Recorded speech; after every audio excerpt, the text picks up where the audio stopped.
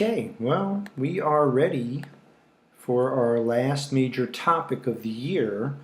This will cover a couple of different videos, but let's get started. The topic is electricity. So, of course, a good question for us is going to be, what is electricity? Of course, we know we're always using electricity, so we're very, very familiar with the concept. But what is it exactly? Do you know what it is, electricity? Maybe you already do know. But this is one of the pretty amazing accomplishments of human beings, that we figured out how to harness electricity and then use it in so many ways. Okay, so electricity it is. Electricity is the topic here. All right, so electricity really starts with something that's been around for a long, long time here, and that is amber. Now, amber is dried tree sap. So amber here, you can picture it, sometimes gets bugs caught in it. And does that bring anything to mind for you? Bugs caught in amber? Maybe ancient bugs caught in amber? Well, of course, we all know from the documentary Jurassic Park that that's the way human beings were able to bring dinosaurs back. Because we know in our life that that's another one of the amazing accomplishments of human beings. Oh wait, that was just a movie, not a documentary. Sorry, forgot about that. But the amber does have a part in the conversation of electricity because ancient Greeks used to charge up things by rubbing them with amber. And rubbing amber with wool would get a charge, and they found they could pick things up. And you've probably done something like this also with a balloon. But the ancient Greeks found it out with amber. So with a balloon, you're able to pick things up because the balloon gets charged. Also, things that come out of your dryer might feel like that sometimes, and you probably already know the term for this, and that is static electricity. So we can charge up all different kind of things with static electricity with sometimes hilarious results. Okay, so these are all examples of static charges. That's static electricity that we're talking about. Okay, so you can charge things up by induction, and that means by touch. So by rubbing something, that's a way of doing it. And sometimes also by coming in close contact with something, you could charge something up. You might have done that before by touching things and feeling a little zap. That's some charge coming toward you or away from you. Okay, so objects that are not charged are called neutral objects. They don't have a charge to them. And if you have a charged object, it will attract neutral objects. And we get to talk about why that happens in this topic. So also, charged objects are attracted or repelled to each other. And you probably know some terminology about this already too. And let's see. Okay, so charged objects can be either positive or negative. Once again, with negative and positive, this is somewhat arbitrary. We could have called them red and blue. Could have called them anything we wanted to. They called them negative and positive. And this was Ben Franklin who came up with the idea of calling charged objects negative or positive. Because they found out that there were two different types of charges. No matter what they did, they found out that there were only two different types of charges.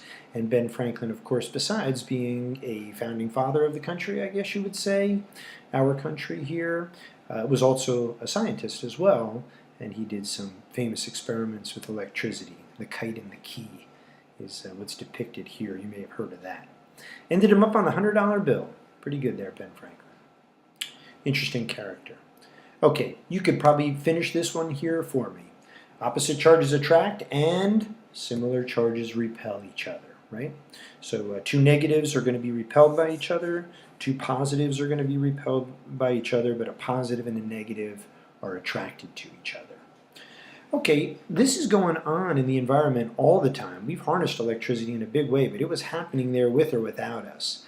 And when there is a buildup of negative charges in a cloud, we will get lightning that will be giving up the negative charge to the earth. They call that grounding, because the earth has an abundance of positive and negative charges. So that buildup of negative charges is attracted to the positive charges in the earth, and we get lightning. Now, the earth doesn't become more charged at this point. It's just got so many charges in it, by and large neutral, compared to the buildup of charges that there might have been in the cloud. And you can see here, if there's a buildup of positive on one side of a charge, the negative charges will be attracted toward the positive, and we get some brilliant displays in the sky because of that.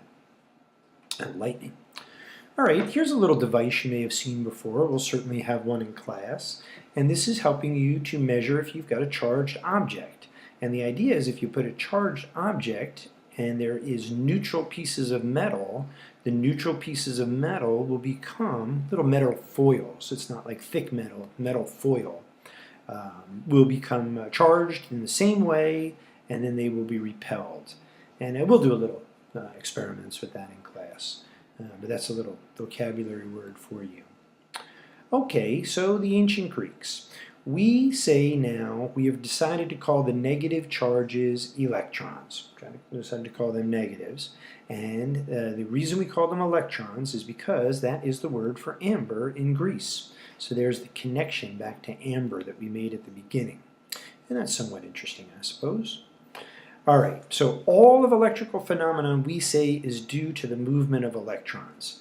By the way, this is interesting. We're now saying that it's the negative charges that are moving.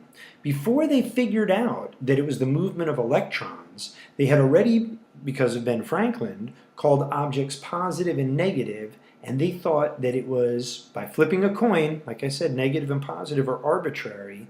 They wrote up a lot of books saying that it was the positive charges that were moving, and then they found out that they were wrong. But it really doesn't matter. Like I say, negative and positive is a little bit arbitrary. Okay, well, it does matter in the sense that we should all be speaking the same language. I suppose that's one reason it does make sense. All right, there can be an amount of charge, so we can have a quantity of charge, and we measure those in coulombs. So the capital letter C for coulombs is the unit for charges. And an electron has 1.6, okay, times 10 to the negative 19th coulombs of charge. And that's a good number to remember. You'll probably use that in some problems. And it's also one of the things that's on your AP formula sheet. Okay, so let's see, Coulombs Law. This is very similar, might look very similar to you to universal gravitation. It's another inverse square law, and instead of the capital letter G like we have for universal gravitation, we have K, that's the Coulomb's constant. So here are the values here. F is force, like we've been familiar with. K is that constant, similar to G in universal gravitation. And Q1 and Q2 are the two charges, similar to mass in the universal gravitation equation. And once again, very interesting, another inverse square rule showing up here. R is the distance between them. In meters, has to be in meters to make this show up as newtons, as your forces. Okay, there's Coulomb's Law for you, and we'll be using that one. Okay, so let's use one now, an example. If you have two positive 5 Coulomb charges and they're 1.5 meters apart, why don't you try to calculate the force between them, and you can pause and then come back and see if you have the right answer. Hey, welcome back. Well, this is the charge I got. How did you do? And hey, if you have any questions or you had any trouble getting that, then bring your questions to class and we'll certainly go over that. All right, so is this is a positive force? Is this an attraction or a repulsion? Well, two positive charges will repel. So here, a positive force is considered a repulsion. And you would kind of think a negative would be a repulsion. So a little bit counterintuitive until you get the idea that two similar charges are going to be, okay, two similar charges are going to repel each other. So a positive answer will give you a repulsion. In the equation on the AP formula sheet, they use the absolute value. But it's interesting whether it's a positive or negative. That'll tell you whether it's an attraction or a repulsion. Of course, if you had two opposite charges, you would end up with a negative answer, and a negative answer would be an attraction. Okay. Yes, Michael? The laundry isn't ready yet, so can I play without for a little bit, please? You took your bath already? Yeah. Okay. Yes, you can. Thank you. There goes my son, Michael. All right. So let's see, electric field strength is something else that we could talk about. You can imagine that if you have a static charge, the farther away from it, the less the charge that you're going to feel. So there are electric fields surrounding things, and in these electric fields, if you are a negative charge in an electric field, you would be attracted toward the positive, and if you put a positive charge in near a positive charge, then it would feel a repulsion. So that makes sense. Electric field strength is something that they determine without talking about whether you're putting a positive or a negative charge in there. And that's why the absolute value around the charge over here, the Q for the charge. So it's just the amount of force per charge if you were to put a charge in the electric field. All right. And yeah, so there you go. It's the amount of force felt per charge. That makes sense. And these are electric field lines showing you how these attractions will go. Here you see the positive going toward the negative. Here's the positive going toward a negative. And here's positives moving away from the positive. And here's two positives being repelled by each other. So these are the electric fields that you could be talking about. Field lines is what they call those, electric field lines. Okay, so here's one. What is the electric field strength at this point? So give that one a try. Maybe hit pause and come back. It won't take you too long. Okay, welcome back. Here's the answer that I got. How did you do? Okay, let's see what our next concept is. Well, here's another one with electric field strength. Give this one a shot. See how you can do with this. And maybe pause. And welcome back. And here's the answer I got. How did you do? Okay, so we're going to talk a little bit more here. Insulators are something that keep the flow of electrons from happening. Plastic is a good insulator, and this is why they wrap wires in a plastic coating. They don't want the electrons coming out of the wires as they flow through. So conductors, like the wires that are made out of metal, those are good conductors. Those readily allow the flow of electrons. So that's why we make our wiring out of metals, and we insulate them with plastic. So that should make some sense. Okay, here's another thing that we could be talking about. If you build up charges, if you think about this, you have the ability to do some work, because if there's a force, there can be a chance for some work. And if these things are repulsed by each other, then by moving away, they could do some work. And also, if they're attracted to each other, that's a force. And forces can do work, as we know, and certainly electricity is a force that we've harnessed to do lots of work for us.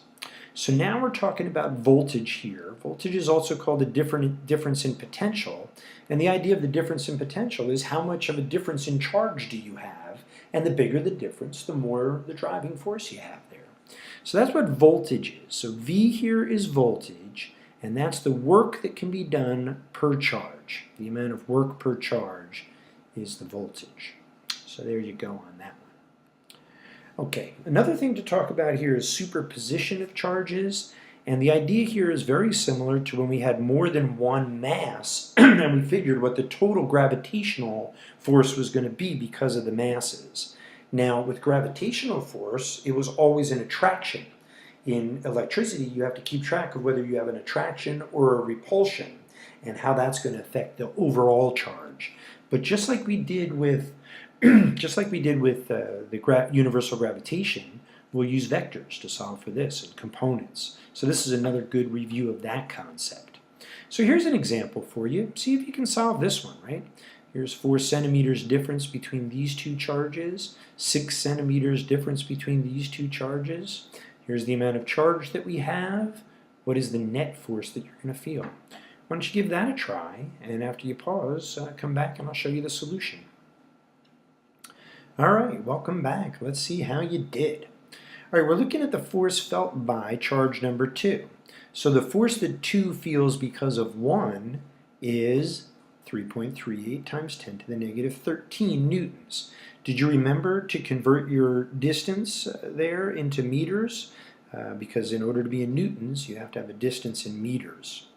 Well, the force that 2 feels because of 3 is an attraction. So there's a repulsion felt because of 2, and there's an attraction felt because of 3. Now this is interesting too. Force 2 is in the middle, right? but it is feeling both of these forces. You would think they would be in opposite directions because one is positive and one is negative. But now the repulsion that 2 feels because of 1 pushes it in the same direction as the attraction that it feels because of 3. So because of that, we're going to add up the 2 forces, and there's the net force. That's a little tricky maybe, right? But once you've seen it, it makes a little bit more sense. And of course, if you don't quite have it, then bring those questions back to class. Okay. So, let's try, to the right. It's also good to put a direction in there, right? These are vectors, so they need to have a direction. To the right. Okay, so let's see. Here is another problem that we could do. You can see the diagram here. Here is the angle that we're looking at between these forces. So let's see what we can do about finding that angle in there. You know that this angle is also that angle, so that could be helpful. And the reason is because if you're looking for the force that Q3 feels because of the other forces, well, let's take a look at what we got. Q1 is a positive and Q3 is a positive. So there's a repulsion that goes along this line. And later on, when we split it into components, we're going to want to know what theta is, because we're going to be adding vectors now at an angle. And you probably remember that from the gravitational work that we did. Let's see what else is going on. With Q2, Q2 is a negative, Q3 is a positive, so there's an attraction going this way. So right now we know there's a force going this way toward Q2, and there's a force going this way at this angle that is going away from Q1. All right, well, why don't you try to solve that? I've given you a couple of pointers. Pause, and we come back. I'll show you the solution. All right, welcome back. Let's see how you did. Okay, so the force that 3 feels because of 1 and the force that 3 feels because of 2 can be calculated with Coulombs Law, of course. So the force with 1, as we said, was going to be a repulsion, and the force with 2 was going to be an attraction. Now the force with 2 is an attraction, so it's really just going to be moving in the negative x direction. I guess that's a way of saying it, the negative x direction. Force that 3 feels because of 1 has to be broken into its components. So let's take a look at how that breakdown went. We've got our 2 forces, and we've got the forces identified here. So there's the repulsion at the angle over there, and hopefully you were able to find that angle, and that angle turned out to be 37 degrees? Yeah, 37 degrees, there it is. So I hope you found that too, and if you had trouble with that, of course, we can talk about it in class. But we're going to use that angle of 37 to break this force into its components, the force that 3 feels because of 1. Okay, let's do it then. And you probably already did. Hopefully you had some success. In the x direction, you've got 2 forces to think about. And that is, and in the y direction, you also have 2 forces to think about, and we're looking at the overall force in the y direction. So in the x direction, we had to break it into its components. I used the cosine of that force that 3 felt because of 1. And all of the force in the x direction was exerted by 2 in the negative x direction. See, I got to keep track of negatives and positives with my x's and my y's, with my forces of attraction and my forces of repulsion. It can be tricky business. Okay, so here is the overall force in the x direction. And in the y direction, like I said, there is no force because of charge 2. So the overall is all this positive 6.50. The force in the y direction, 6.50 times 10 to the negative 9th. And this was also the exponent, the component of that force. And I just used the sine of 37 and the original force to get that. Once I have that, I've got my overall in the force in the x direction and force in the y direction, build myself a right triangle with that Pythagorean theorem, and I am good to go. And I ended up, after the Pythagorean theorem, with this force and this angle. How did you do? Well, that's about it for now, and we'll get a chance to practice some of these problems, and hey, give them a shot. Thanks for listening, and bring your questions to class.